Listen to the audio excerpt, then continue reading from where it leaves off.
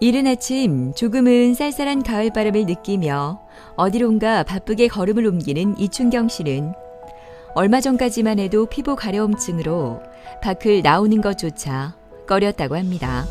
체온에 조금 민감해가지고 조금만 움직여도 좀 열이 잘 났고, 이제 잠잘 때 저녁에는 괜찮았는데 한 새벽 시간에 한 두세 번씩 자다가 일어나서 좀 많이 가려워가지고 좀 잠도 설치고 그랬던 적이 많습니다. 지금은 제가 한의원 치료를 받고 한약도 먹고 하다 보니까 좀 많이 좋아졌습니다. 코로나 감염 후 나타난 가려움증은 온도 변화가 있으면 더 악화해 일상생활도 제대로 할 수 없었다고 하는데요. 힘들었던 그녀가 이렇게 씩씩해진 이유, 바로 이곳이라고 하네요. 주말이라 오늘 근무가 없는 춘경 씨. 조금 쉴만도 하지만 한의원은 절대 빠지는 법이 없습니다.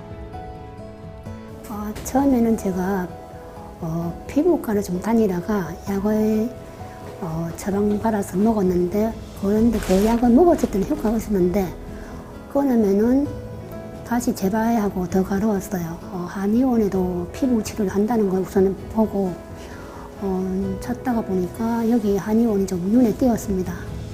한 일주일 정도 지나니까 가려움도 좀 많이 호전되어가지고 일상생활 하는데도 조금 좀 변했습니다. 제가 치료받을 동안은 여름에 좀 치료받았는데 반팔하고 반바지를 거의 못 입었습니다. 그 이후에는 반팔 같은 건 조금 그래도 편하게 입고 다녔습니다. 예, 지금은 가려움 좀 거의 다 사라지고 괜찮습니다.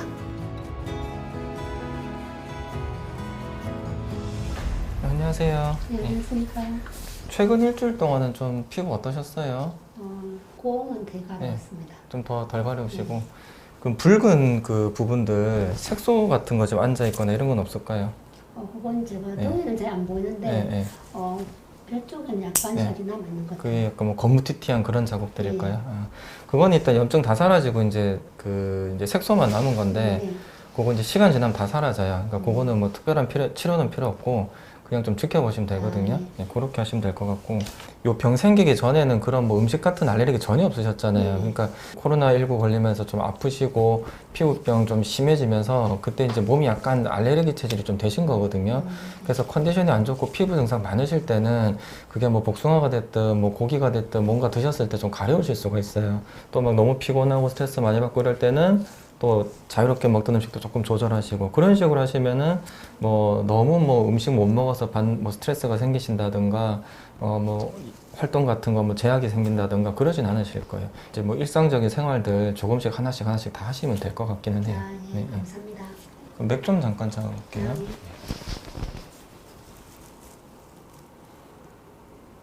예전보다는 기력도 좀 많이 회복되신 것 같고, 그럼 일단 한 1, 2주 정도만 유지 잘 되는지 경과 보고요.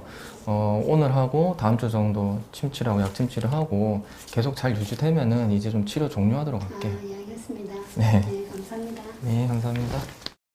이 환자분은 그 평소에 알레르기 같은 것들이 전혀 없으셨는데, 올 초에 코로나19를 앓으신 다음부터 이 피부 증상이 갑자기 생기셨다고 합니다.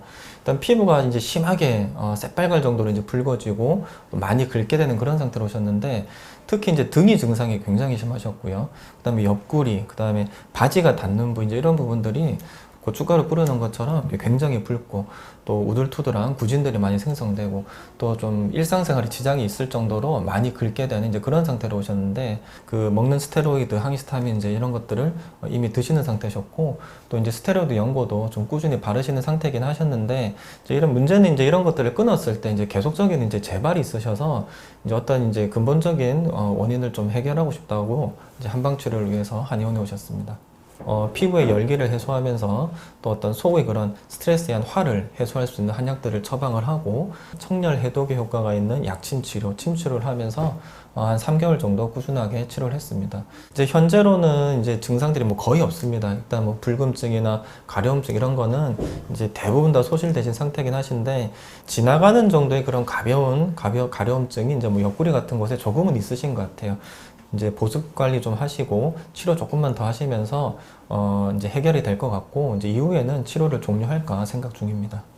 치료를 하기 앞서서 일단 이 환자분에게 어떤 알레르기 요인이 있는지, 우리가 보통 뭐 항원이라고 표현을 하는데 그것을 찾는 것이 제일 중요합니다. 그러니까 다행히 그런 것들이 찾아지면은 일단은 그것을 피해주는 것이 제일 좋은 치료입니다. 동물 털을 피한다든지 뭐 특정 음식을 피한다든지 이런 회피요법을 하는 것이 가장 중요하고요. 원인 모를 알레르기에 시달리시는 분들이 굉장히 많으시거든요. 이제 그런 경우에는 이제 어쩔 수 없이 그 항원에 반응하는 내 몸을 치료하는 것이 중요합니다. 예를 들어서 뭐 체질적으로 열이 많다든가 그 생활 습관이 잘못돼서 몸에 독소가 많다든가 이제 이런 부분들을 저희가 찾아내서 그런 부분들을 해소하고 몸 상태가 좋아지게 하면은 알레르기 피부염 같은 그런 증상들이 서서히 좋아질 수가 있습니다. 오늘 춘경 씨가 받을 치료는 약침 치료와 침 치료입니다. 가려움이 있을 때 가장 중요한 것은 가려움의 원인을 파악하는 것이라고 합니다. 한의학에서는 이러한 원인을 찾아 제거하기 위해 한약과 침, 약침 치료를 병행한다고 하는데요.